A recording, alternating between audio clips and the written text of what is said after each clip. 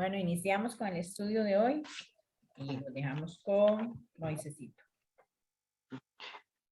Buenas noches, amados.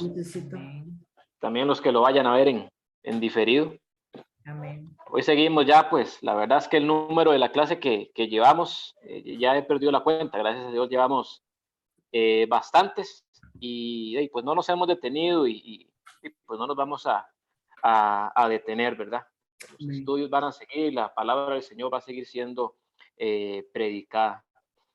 Dentro del tema de la aplicación de la redención, hoy vamos a ver pues tres temas. Son los medios de la regeneración, la relación de la regeneración con la fe y los resultados de la regeneración. Pues anteriormente, a manera de resumen, estuvimos viendo dos cosas: lo que significa el llamado general, que básicamente es la predicación del Evangelio de nuestro Señor Jesucristo, y ya lo que significa el llamado eficaz o el llamado interno o la regeneración o nacer de nuevo. Son sinónimos de un mismo hecho. Lo traigo a colación porque pues vamos a sacar esos términos una y otra vez, y yo creo que cada uno de los temas que vamos a abordar van a estar allí. Entonces, bueno, tenerlo claro. En el tema de los medios de la regeneración, o que, digamos, emplea Dios para ejercer la regeneración, nosotros sabemos que el Padre es el agente supremo de la regeneración, como aquel que establece o diseña este plan eterno de salvación que lleva a cabo de manera eficaz a través de la obra del Espíritu Santo en nuestra vida, ¿verdad? Entonces, el Espíritu Santo, que es la tercera persona de la Trinidad, es la causa eficaz de nuestra regeneración, ¿verdad? Eso ya lo habíamos comentado, ya lo habíamos mencionado. Ahora bien, las Escrituras también nos enseñan que el medio, quiero hacer esa diferenciación, ¿verdad? El Espíritu Santo es la causa eficaz, pero el medio que Dios utiliza para traer esa regeneración o ese nuevo nacimiento es la palabra del Señor, o básicamente el Evangelio. El Evangelio es la causa instrumental de nuestra regeneración. Entonces tengamos como esa diferencia, ¿verdad? El Espíritu es la causa eficaz y el Evangelio es la causa instrumental, ¿verdad? Es el instrumento que Dios utiliza, o el medio que Dios utiliza para traer la salvación. Vamos a ver esto, evidentemente, sustentándolo con la palabra del Señor, ¿verdad? Santiago 1:18. Santiago 1:18.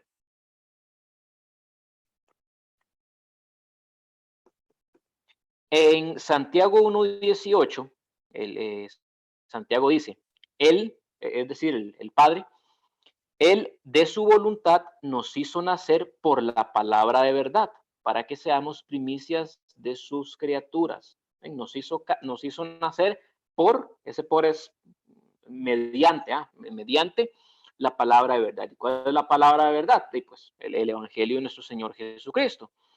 Vean lo que dice Primera de Pedro, ahí cerquita. Primera de Pedro, capítulo 1, versículo 23. Primera de Pedro, capítulo 1, versículo 23. Cuando Pablo habla acerca de nuevo nacimiento, dice: siendo renacidos, no de simiente corruptible, sino de incorruptible, por la palabra de Dios que vive y permanece para siempre, ¿verdad? Entonces, por la palabra de Dios, cuando Pablo dice por la palabra de Dios, perdón, cuando Pedro dice por la palabra de Dios, ¿qué quiere decir? ¿A qué se refiere palabra de Dios? Bueno, el mismo Pedro nos da la respuesta 2 versículos adelante. Eso es lo hermoso de la palabra del Señor, que ella misma se responde, ¿verdad? Más adelante, en el versículo 25, dice: la palabra que por el evangelio os ha sido anunciada. Entonces, esta palabra de verdad del versículo 23, ¿cuál es? El evangelio que nos ha sido anunciado, las buenas noticias que nos han sido anunciadas. Vamos a segunda Tesalonicenses, segunda carta a los Tesalonicenses, capítulo 2, versículo 14. Segunda carta a los Tesalonicenses, capítulo 2, versículo 14. Aquí también Pablo le viene hablando a los tesalonicenses acerca de la salvación que ellos han obtenido. A lo cual os llamó mediante nuestro evangelio para alcanzar la gloria de nuestro Señor Jesucristo. Yo creo que en ese versículo se conjuga todo lo que hemos venido hablando en las semanas precedentes, ¿verdad?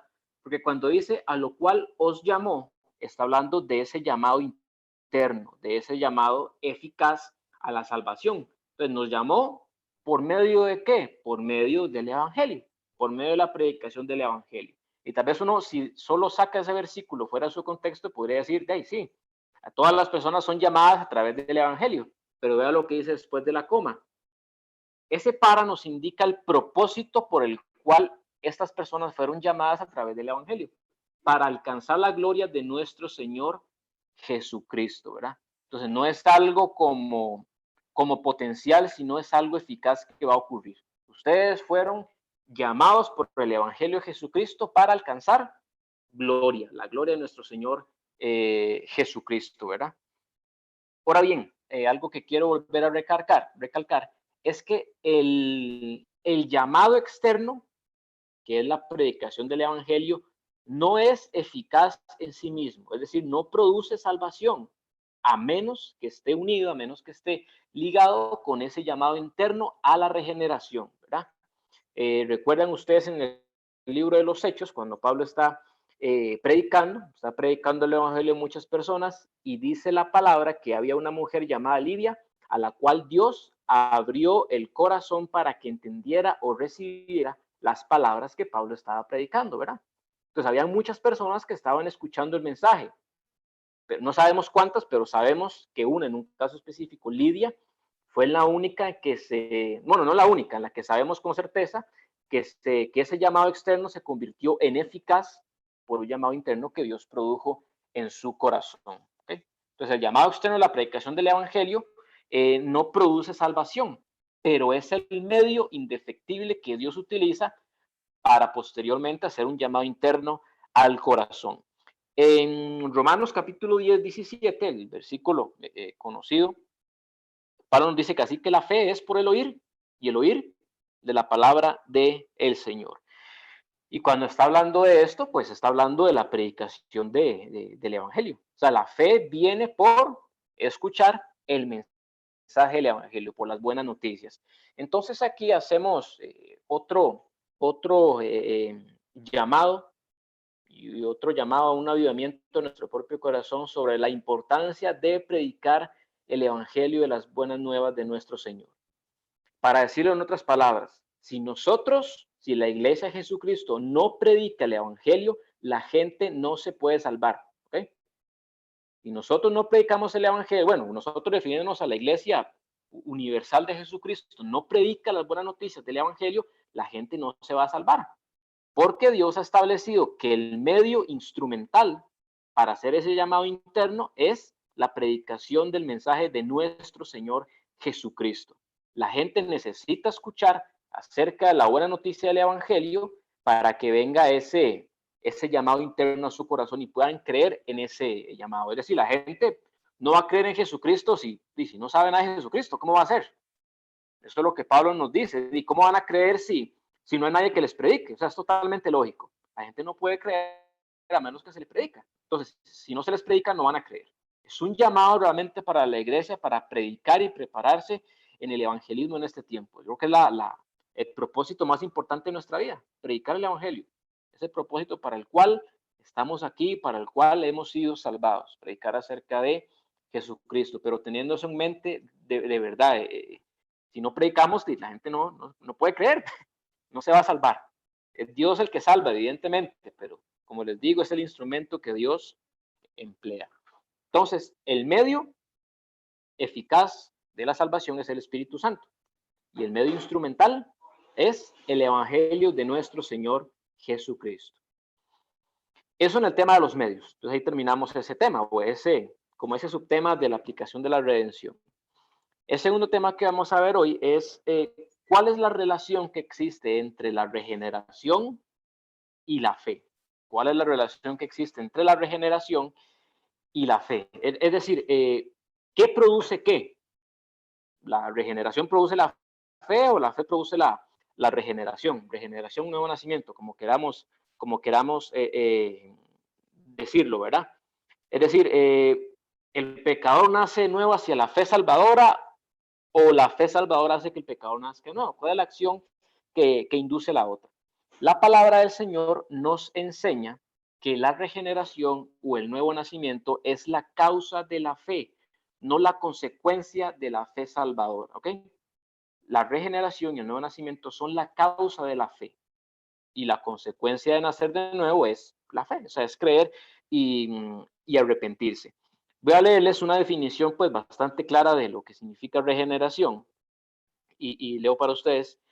La regeneración es el acto soberano de Dios, ¿okay? Soberano, creo que eso tiene que quedarnos claro, que es un acto soberano de Dios, mediante el Espíritu Santo y a través del Evangelio predicado, por el cual imparte de forma instantánea vida espiritual al pecador, lo saca de la muerte espiritual y lo lleva a la vida espiritual. ¿Okay? Es una definición bastante clara que nos dejan todos los aspectos que hemos visto. Es un acto soberano de Dios, lo produce el Espíritu Santo en nuestra vida por medio de la predicación del Evangelio de Jesucristo, por medio del cual el Señor nos transfiere de la muerte a la vida. Es algo que va a pasar sí o sí. O sea, no es que usted, si usted quiere o no, o sea, va a ocurrir. Si Dios así lo ha establecido, Él lo va a traer a usted de la muerte a la vida, ¿ok? Ahora bien, la regeneración, pues, es un acto misterioso. El nuevo nacimiento es un acto misterioso. Jesús en Juan 3:8 dice que la acción del Espíritu Santo en nuestra vida, o la regeneración, el nacer de nuevo, dice que es como el viento, ¿verdad?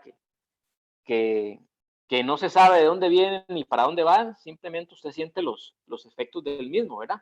Usted ve los efectos del viento en los árboles, sobre su rostro, en el sonido del viento, pero eso no es el viento en sí, sino que son los efectos de él. Pero de dónde viene y a dónde va es un misterio. Es lo mismo con la regeneración.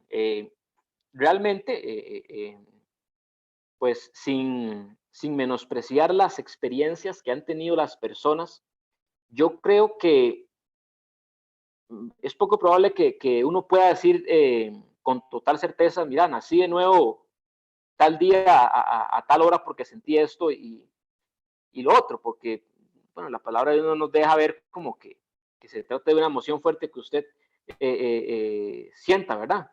Yo no sé cuándo nací de nuevo, uno más o menos establece como en qué periodo del tiempo de su vida pudo nacer de nuevo, pero es algo como que simplemente ocurre y usted llega al punto en que, mira, y ahora creo, antes no creía y ahora creo, como decía el grandioso C.S. Lewis, él lo ejemplificaba como montarse en el bus siendo ateo y bajarse en el bus siendo cristiano.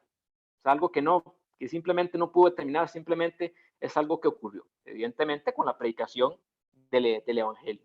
Entonces yo no sé en qué momento, pero simplemente sé qué pasó.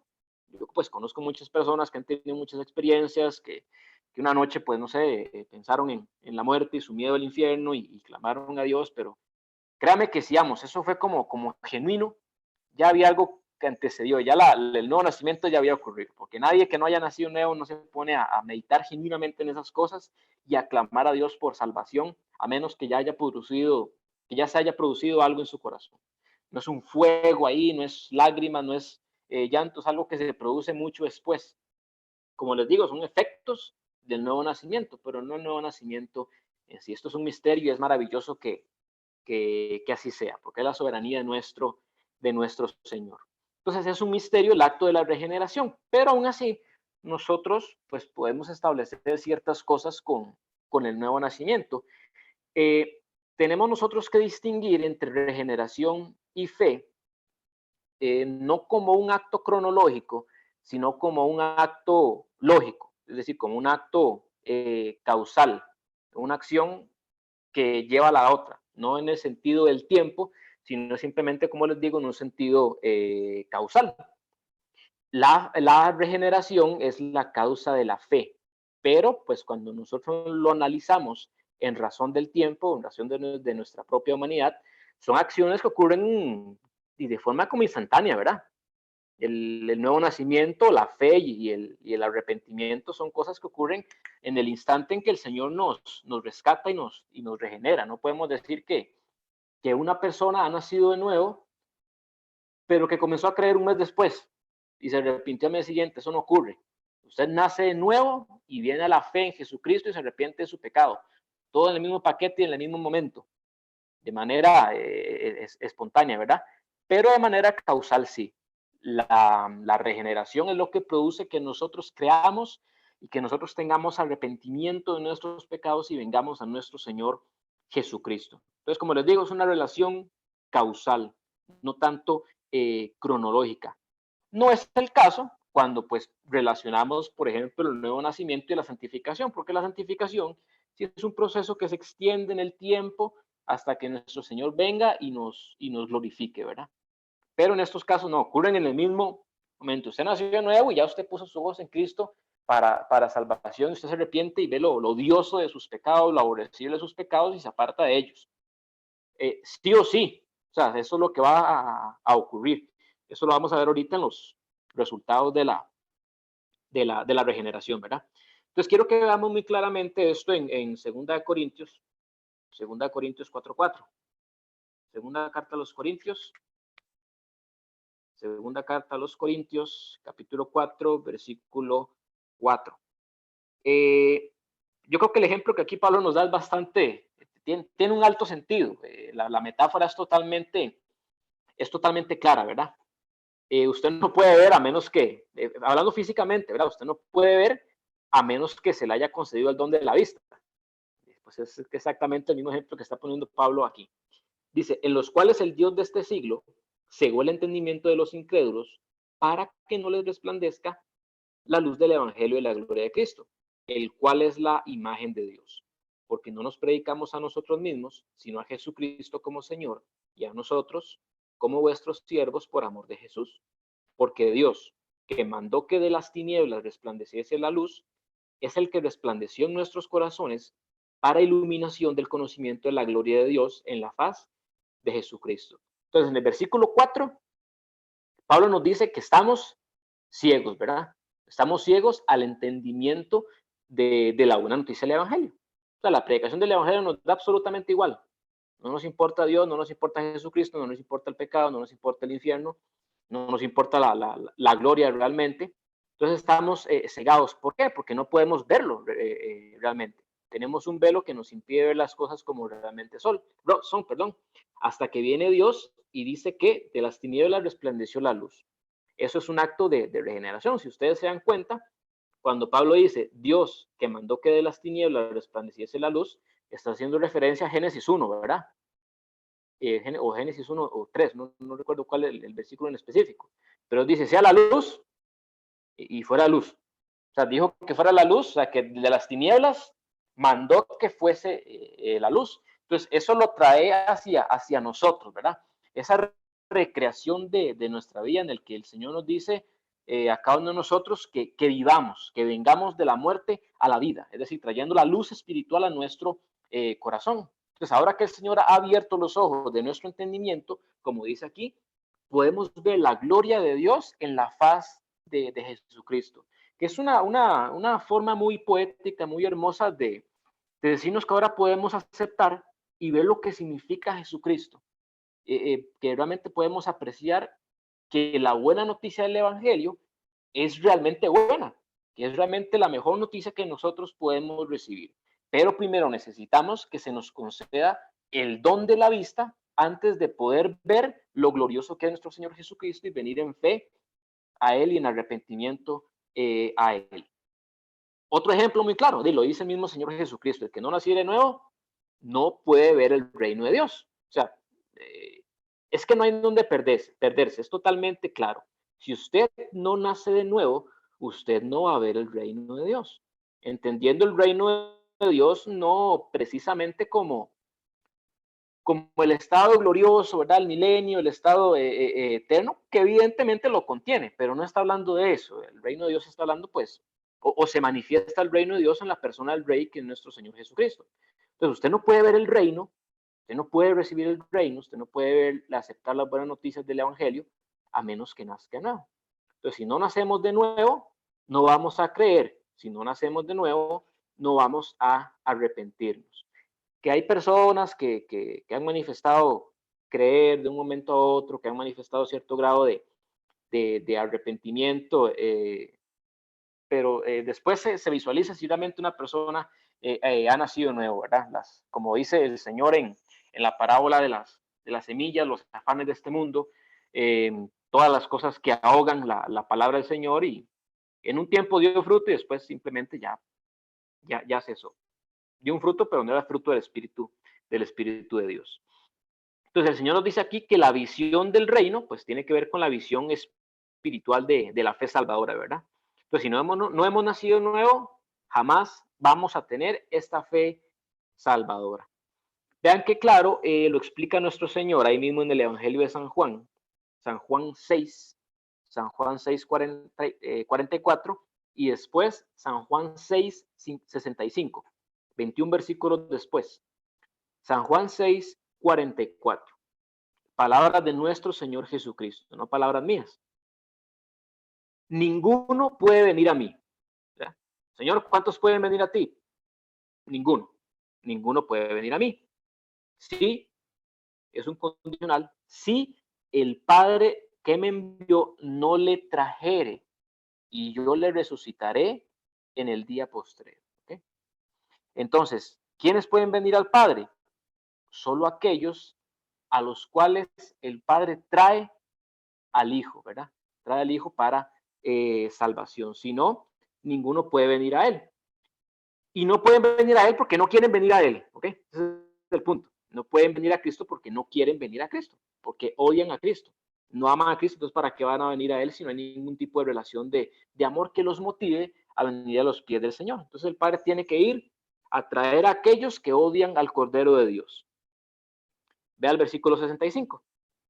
Por eso os he dicho que ninguno puede venir a mí si no le fuere dado por el Padre. Entonces, si a una persona le es dado por el Padre venir a Cristo, va a venir, ¿ok? Va a venir sí o sí, va a venir sí o sí, porque su corazón ha cambiado. Cuando hablamos del corazón, hablamos del centro no solo de las emociones, sino el centro de la voluntad o de los actos volitivos del ser humano, el centro que rige toda la acción del ser humano. Entonces, cuando nuestro corazón está cambiado, no es que el Señor nos forza a venir a Cristo, sino que ahora, como nuestros gustos, como nuestro corazón ha sido cambiado, nosotros venimos voluntariamente al Señor, porque no vamos a escoger otra cosa. Cuando nuestros ojos son abiertos y comparamos realmente lo que significa Cristo en comparación con lo aborrecible y lo abominable que es el pecado, el que ha nacido de nuevo va a escoger a Cristo, ¿verdad? Lo va a escoger sí o sí porque ha nacido de nuevo, ¿verdad? Pero no es un acto como que Dios trae forzado a la gente y la gente trata como de escapar de Dios y que no quiere nada con Dios y aún así Dios los obliga, sino que cuando nosotros nacemos de nuevo, somos concedidos de una nueva voluntad que ahora ama a Dios, y usted va a seguir y usted va a buscar aquello que usted ama. Entonces es un cambio realmente de toda nuestra persona que realmente puede ver lo que significa nuestro Señor. Entonces el Señor está diciendo aquí que por el motivo de la depravación del pecador, nadie puede venir a Él en fe salvadora a menos que el Padre le conceda el ser atraído de manera eficaz por la regeneración. Para fundamentar pues esta relación causal entre la regeneración y la fe, vamos a ver unos cuantos versículos en la primera carta de Juan. Primera carta de Juan, primera carta de Juan, capítulo 5. Capítulo 5, versículo 1. Primera carta de Juan, capítulo 5, versículo 1. Por aquí.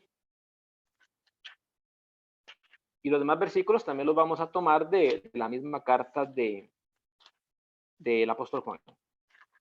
Primera carta de Juan, capítulo 1, versículo 5.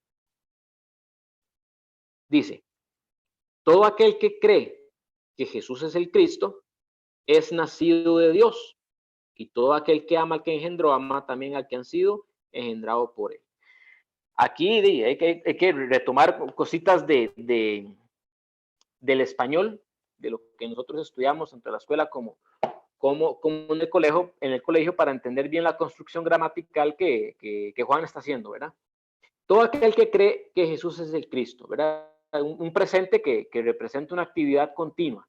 No solo el que cree, sino como el que se mantiene creyendo. Eso es como lo que está haciendo Juan ahí en esa conjugación del verbo todo aquel que cree. No solo como que cree una vez, sino que se mantiene creyendo.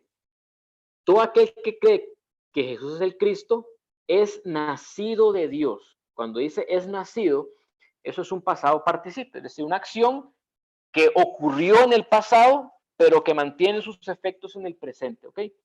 Entonces, todas estas personas que se mantienen creyendo que Jesús es el Cristo, es porque con anterioridad han nacido de Dios. Entonces, el nuevo nacimiento precede al creer en Cristo. Vamos a ver otro, otro versículo, 1 Juan 2:29, ahí mismo, el 2:29.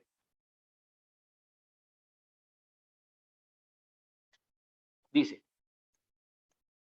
si sabéis que Él es justo, sabed también que todo el que hace justicia es nacido de Él. Ven que es la misma construcción gramatical. ¿Qué manifiesta una persona que hace justicia? Es decir, una persona que pues a lo largo de su vida y lo que gobierna su vida es obedecer los mandamientos de Dios. Esa persona está manifestando que es nacida de Dios.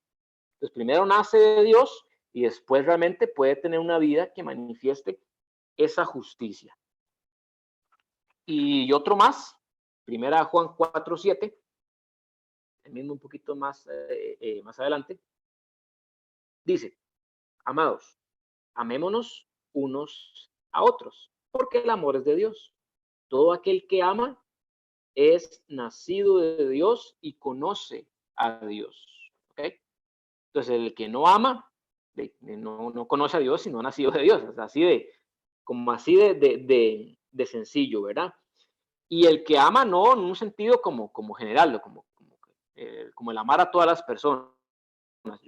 Aquí, pues, yo creo que alineando esto con las enseñanzas que nos dan los pastores en este mismo esquema de enseñanzas acerca de la iglesia, tiene mucha relación, porque está hablando del amor por los hermanos en Cristo. Evidentemente, pues hay que amar a los enemigos y todo lo que nos enseña la Biblia, pero en el contexto de la palabra nos está hablando del amor por los hermanos en Cristo, del amor por la congregación. Amados, amémonos unos a otros. Y le está hablando a la iglesia, correcto. Amados, amémonos unos a otros. Juan, ¿por qué tenemos que amarnos unos a otros? De ahí porque el amor es de Dios. Vea qué sencillo, ¿verdad? Y porque el amor es de Dios. Y todo el que ama, ahí podríamos añadir entre paréntesis, sin afectar el texto, ¿verdad? Todo el que ama a su hermano, ¿verdad? Porque es que es de esto lo que vienen hablando. Todo el que ama a su hermano, todo el que ama a su congregación, ¿verdad? Es nacido de Dios. Entonces, pues una de las mayores evidencias de que una persona nacida de Dios, de que una persona conoce a Dios, una persona ama a Dios, es el amor por la iglesia, es el amor por sus hermanos. Entonces, totalmente claro, y podría quedarme aquí hablando más cositas, pero no es mi tema, no es el tema que a mí me compete, pero es muy claro, ¿verdad? El amor por los hermanos en Cristo es una de las mayores evidencias de una persona nacido y si no, simplemente así no es. Usted no quiere claramente, digamos, congregarse, compartir con sus hermanos, preocuparse por ellos, ver cómo están realmente alabar a Jesucristo junto con ellos. Bueno, ¿verdad? Creo que deja mucho que desear. Entonces, estos son versículos que nos dejan ver la relación causal entre la regeneración y la fe. Creo que son muy claros. La gramática es muy clara y vean que no estamos haciendo como nada extraño, nada como que solo como de un ambiente teológico ahí frío de universidad. No, es muy claro. Español básico. Entonces, Los pecadores no creen en Cristo con el fin de nacer de nuevo, sino que nacen de nuevo y creen en nuestro Señor Jesucristo. ¿Bien? Entonces, eso con el tema de la relación entre la regeneración y la fe. No es algo cronológico, sino causal, es algo lógico, es una relación lógica. Una cosa viene primero que otra. Y finalmente vamos a ver entonces cuáles son los resultados de la regeneración. ¿Cuáles son los resultados palpables de una persona que Dios ha hecho nacer de nuevo? Que una persona que Dios, o que una persona que ha nacido de Dios, ¿okay? Que ha sido regenerada por el Espíritu de Dios, mediante la palabra de nuestro Señor Jesucristo. Los resultados de la regeneración. Leo esto para ustedes. Igual es algo, es retomando 2 Corintios 4:6. Cuando la luz divina resplandece en el corazón del pecador, al abrir sus ojos a lo repulsivo del pecado y la hermosura de Cristo, ven la comparación, ¿verdad? Ya cuando usted tiene los ojos abiertos, usted puede ver lo repulsivo del pecado y la hermosura de Cristo. Entonces la comparación no es nada difícil, no es absolutamente nada difícil, es totalmente lógico que una persona va a venir a Cristo cuando sus ojos han sido abiertos. Entonces no es como que los versículos que leímos de Juan, en el capítulo 6, cuando dice que el Padre nos trae al Hijo, el texto, el verbo griego es muy enfático, ¿verdad? Muy fuerte, habla de arrastrar, ¿verdad? De arrastrar, pero no es un arrastrar de Dios, como les decía ahora, que a Dios usted le abre los ojos y Dios le arrastra a Cristo y usted aún así no quiere, y no quiero como que nada con eso, no, eso es imposible, no va a pasar. Es decir, sí, somos arrastrados por la soberanía de Dios, porque no podemos resistir la voz de Dios, pero usted viene totalmente de manera voluntaria, porque usted ya ve lo horrible del pecado y lo hermoso que es Cristo. Es imposible que una persona a la cual se le han abierto los ojos no venga a la hermosura de Cristo. Es que no puede pasar. Es imposible. Por eso una persona que Dios llama viene a la salvación. ¿Okay? Lázaro, ven fuera, el que estaba muerto, salió. ¿Okay? Primero porque evidentemente no puede resistir el llamado soberano de Dios a la vida, pero también porque él quería venir a aquel que lo estaba llamando. Entonces ven las dos conjunciones entre el llamado soberano de Dios y la responsabilidad del hombre. Entonces yo abiertamente a cualquier persona, yo le puedo predicar que si él viene a Cristo, que si él clama a Dios por salvación, Dios lo va a salvar, porque es lo que enseña la palabra del Señor. Retomo lo que decía el estimado Spurgeon, y nosotros no andamos levantándole la camisa a las personas, a veces tienen una etiqueta que dice predestinado, no. De hecho, cuando usted predica el evangelio no tiene que tocar ninguno de esos temas que estamos tratando. Los estamos estudiando porque estamos estudiando soteriología, pero cuando usted evangeliza a alguien, es que esto no es el evangelio en sí, esto es la aplicación de la redención y cómo se lleva a cabo. Pero cuando usted predica el evangelio, usted le predica a la persona, si usted cree en Jesucristo, usted es salvo. Si usted se arrepiente de sus pecados, usted es salvo, ¿verdad? Porque eso es lo que nos dice la palabra. Es lo que predicó el Señor, ¿verdad? Arrepentidos, porque el reino de los cielos se ha acercado. ¿Okay? Si alguno cree en el Hijo de Dios, Dios le concede vida eterna. Eso es la buena noticia del Evangelio. Lo que está detrás de todo eso es lo que yo les decía, es el viento, es el obrar del Espíritu de Dios, que a nosotros no nos compete entender ni conocer. Nuevamente repito, esto lo estudiamos porque estamos estudiando soteriología, pero esto no es lo que usted va a utilizar para evangelizar a alguien, para nada. La forma en que nosotros nos preparamos para evangelizar a alguien es otro tema, que pues quizás cuando terminemos de ver soteriología lo veamos para ver pues todos los elementos que tiene la predicación del evangelio. Pero bueno, hay un pequeño paréntesis para quedar claro siempre con eso, ¿verdad? Entonces, cuando la luz divina resplandece en el corazón del pecador, al abrir sus ojos a lo repulsivo del pecado y la hermosura de Cristo, el alma nacida de nuevo se aparta asqueada del pecado y se aferra a Cristo con el abrazo de la fe salvadora. Qué hermosa definición que nos da aquí MacArthur, ¿verdad? Entonces, después del arrepentimiento y la fe, que son resultados de la regeneración, viene, ahora sí de forma pues también lógica y también cronológica, porque ya es algo que ocurre en el tiempo, el proceso de la santificación. La santificación la vamos a ver después en más detalle, pero aquí vamos a ver como tres puntos o tres grandes resultados que Dios nos da cuando nosotros nacemos de nuevo. Primero, el primer punto, el resultado a grandes rasgos. Primero, el creyente regenerado convierte necesariamente la justicia en una práctica de su vida. El creyente que ha sido regenerado convierte la justicia en una práctica visible en lo que ahora domina su vida, ¿ok?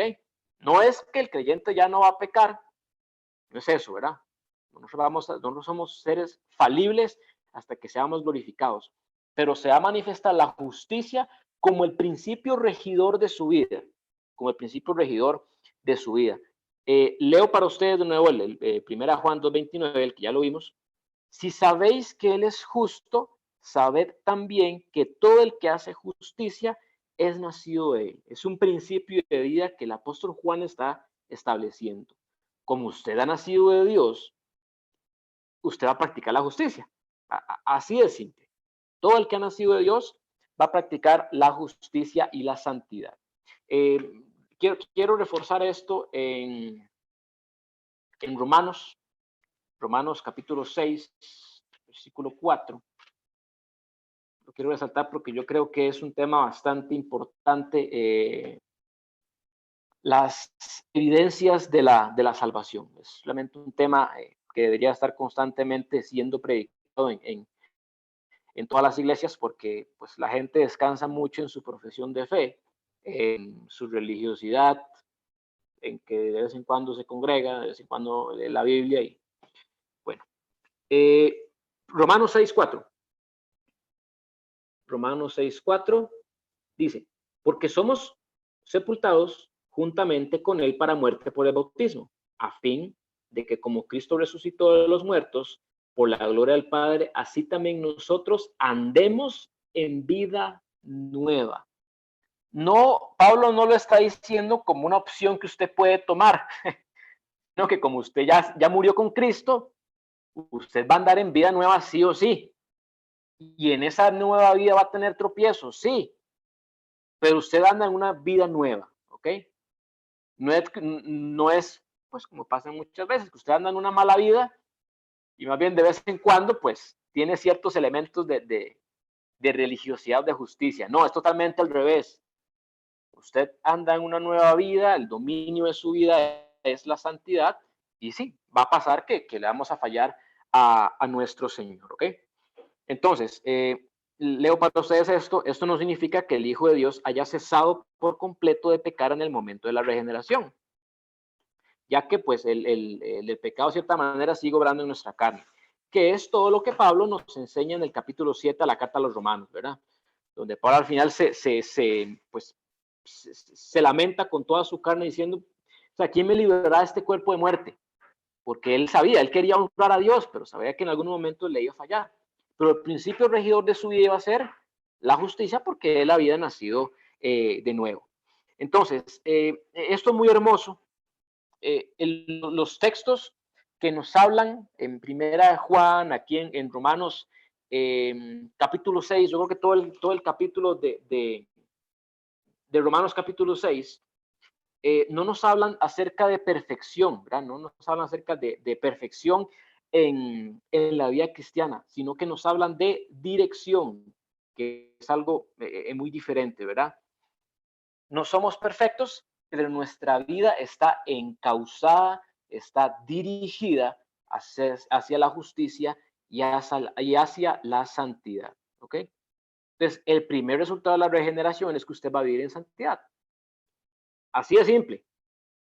Como yo lo he dicho en otros momentos, para que quede aquí registrado en video, la santidad no es una opción religiosa que usted puede tomar de vez en cuando. Es el único principio de vida o estilo de vida que tiene una persona que ha nacido nuevo. Si la santidad no es un estilo de vida, usted tiene todo el derecho de dudar de su propia salvación o de la salvación de las personas que lo rodean. Así es simple, así de claro.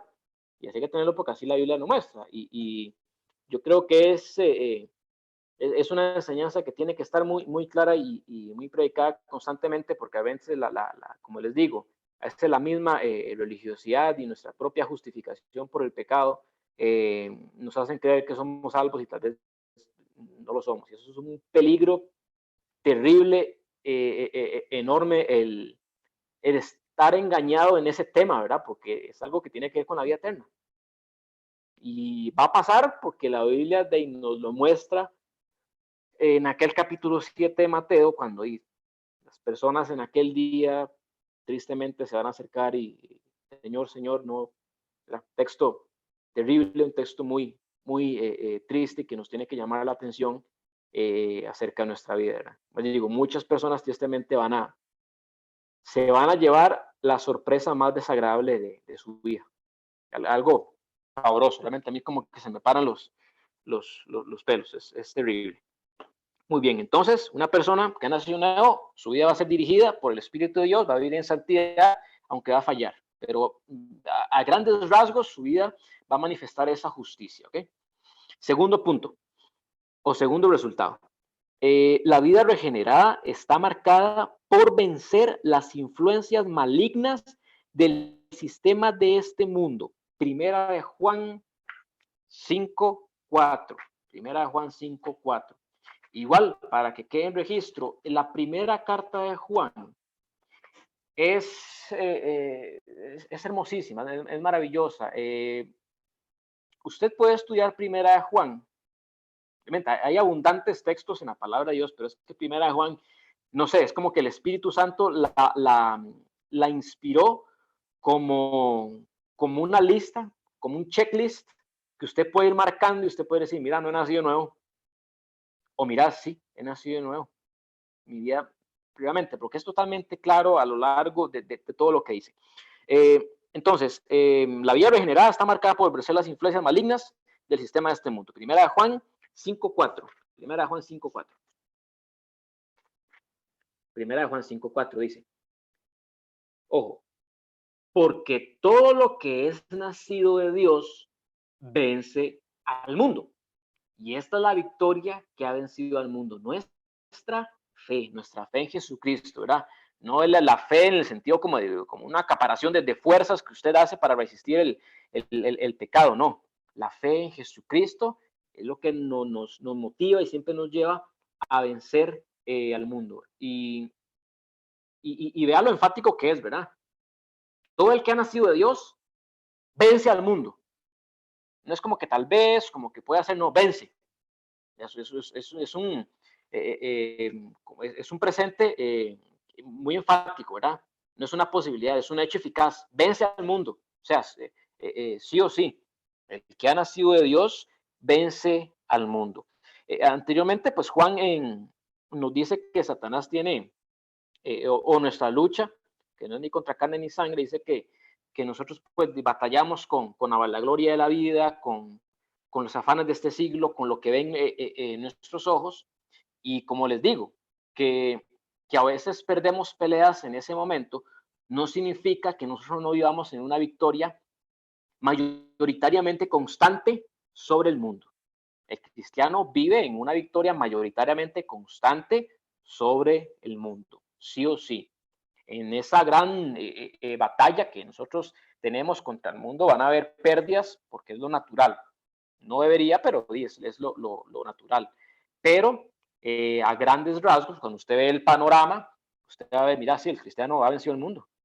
¿No? Aunque tuvo ciertas derrotas, pero lo que se manifiesta al final es que sí, ha vencido el mundo. Es una persona que no vive venciendo al mundo y todo lo que el mundo pues representa, ¿verdad? No puedo detenerme en todo lo que tiene que ver con el mundo, pero una persona que no manifiesta esa victoria sobre el mundo, que queda, es un checklist o una casilla que uno podría marcar, porque la Biblia es muy clara, el que ha nacido de Dios vence al mundo, y vence al mundo porque está en la fe de Jesucristo, quien ha vencido al mundo por él. Ven la relación, ¿verdad? No es un esfuerzo como religioso ahí de que yo trato de resistir el pecado, sino que como yo vivo constantemente en la fe que es en mi Señor Jesucristo, entonces yo venzo el mundo. Aquí quiero enfatizar algo. Vamos a ver, ahí mismo en Primera Juan, en Primera Juan 5:18.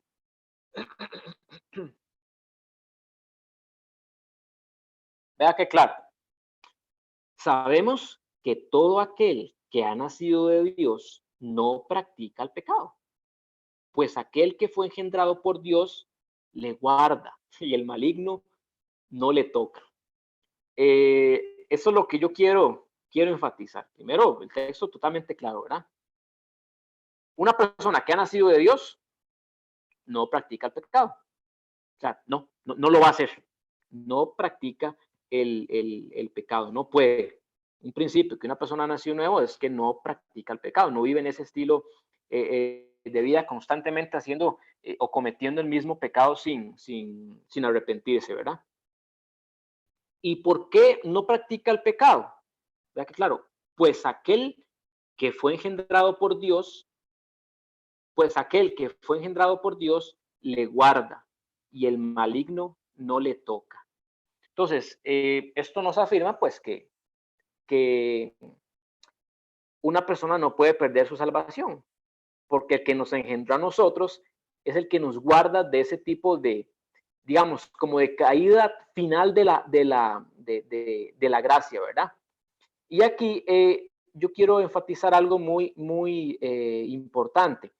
Yo quiero que nosotros entendamos que el Hijo de Dios obedece a Dios de buen grado. ¿Okay? Obedece a Dios.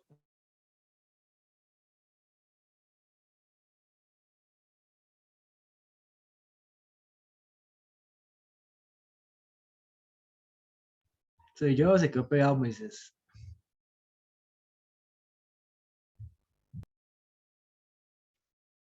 Ahí yo creo que estamos en un problema bastante grave. Manifestar eso, no verbalmente, pero se manifiesta en el corazón. Esa idea de que, mira, voy a resistir este pecado, pero con todo mi corazón quiero hacerlo, pero no lo voy a hacer porque Dios lo dice. Pero como les digo, si Dios no lo dijera, yo lo cometería. Eso no es de hijos de Dios. La Biblia lo afirma aquí mismo Juan, 1 Juan 5:3. Los mandamientos de Dios no son gravosos. Los mandamientos de Dios no son una carga.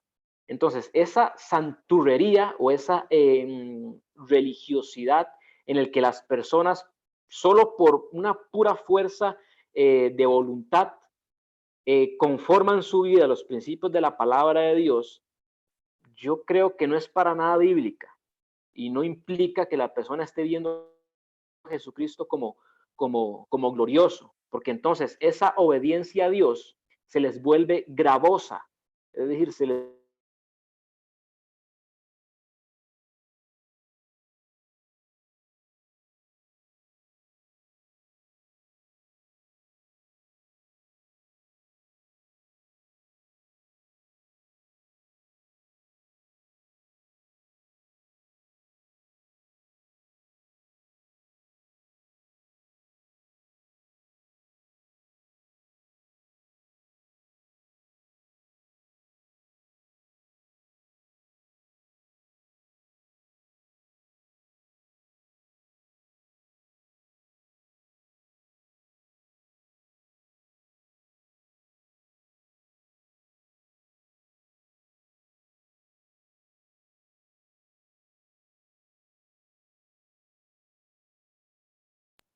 Según se desconectó por el internet, ¿verdad?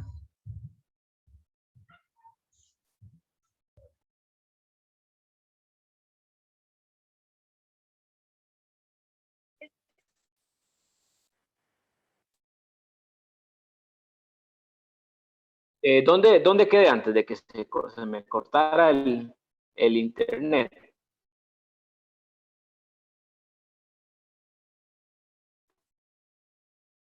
Ahora sí me escuchan.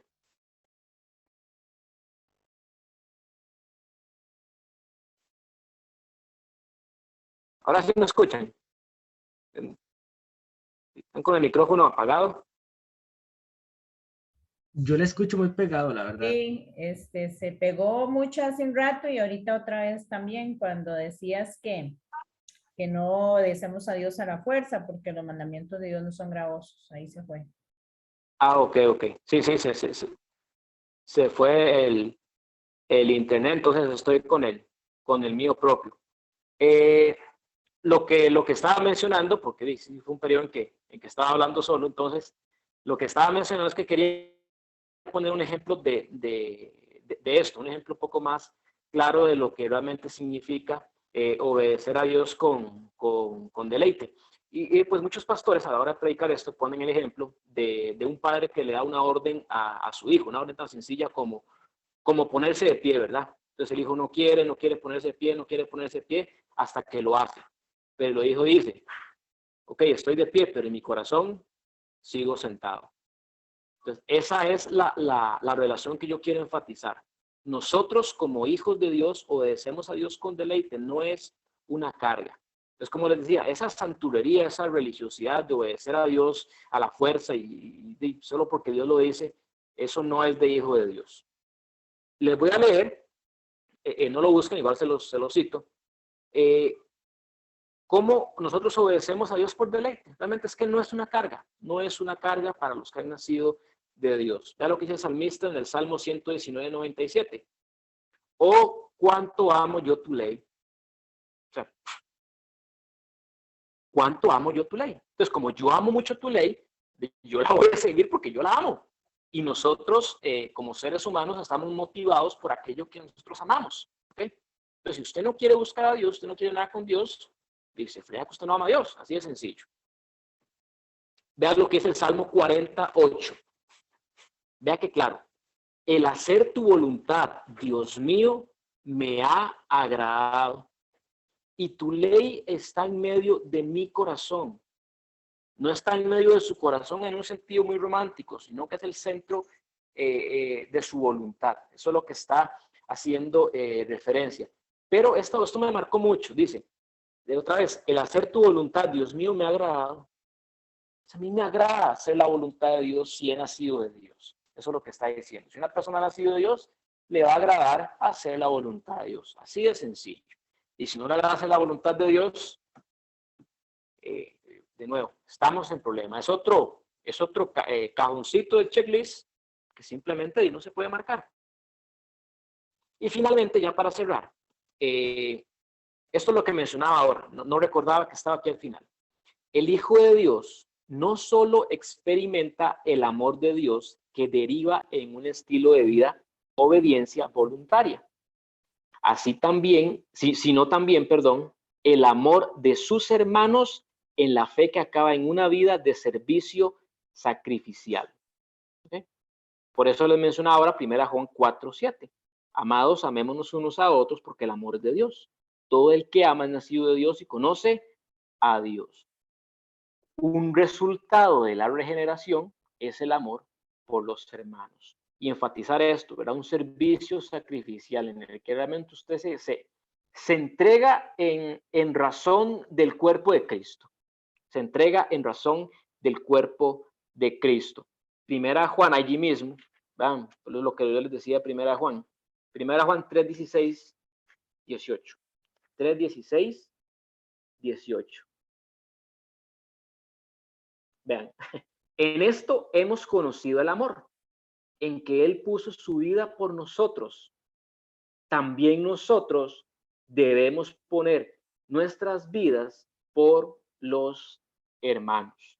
Si eso no le habla a usted de servicio sacrificial, yo no sé qué lo va a hacer, ¿verdad? Pero el que tiene bienes en este mundo y ve a su hermano tener necesidad y cierra contra él su corazón, ¿cómo mora en él el amor de Dios? Hijitos míos, no amemos de palabra ni de lengua, sino de hecho y de verdad. Un resultado de una persona que ha sido regenerada es que va a manifestar un amor genuino, puro e intenso por su iglesia local. Evidentemente, pues por la iglesia universal, pero es que usted no cada domingo no se congregan en una iglesia diferente. Dios nos ha llamado a congregarnos en una iglesia local y de cierta manera, coloquialmente, hacer nido allí, ¿verdad? A eso nosotros pertenecemos. Eso es lo que nos ha llamado el Señor. Entonces, hay muchos otros elementos que los vamos a ver después en la santificación, pero a grandes rasgos, cuando una persona ha sido regenerada, su vida va a manifestar una unión, una concordancia, un estilo de vida basado en la justicia. O, en otras palabras, una persona que ha nacido nuevo va a vivir en santidad sí o sí. Segundo, una persona que ha nacido nuevo ama tanto los mandamientos de Dios que obedecer a Dios no le implica un problema. Él va a obedecer a Dios de manera voluntaria. Ok, no, eso no indica que no existan luchas, ok, que no existan luchas en razón de las tentaciones o el pecado. No, eso existe y va a ocurrir, pero al final de cuentas, usted obedecerá a Dios de manera agradable, con deleite, porque sus mandamientos no son gravosos. Y el último resultado es que una persona que ha nacido nuevo ama al cuerpo de Cristo. Así de sencillo. Entonces, culminamos aquí con este tema de la aplicación de la redención y vamos a orar entonces.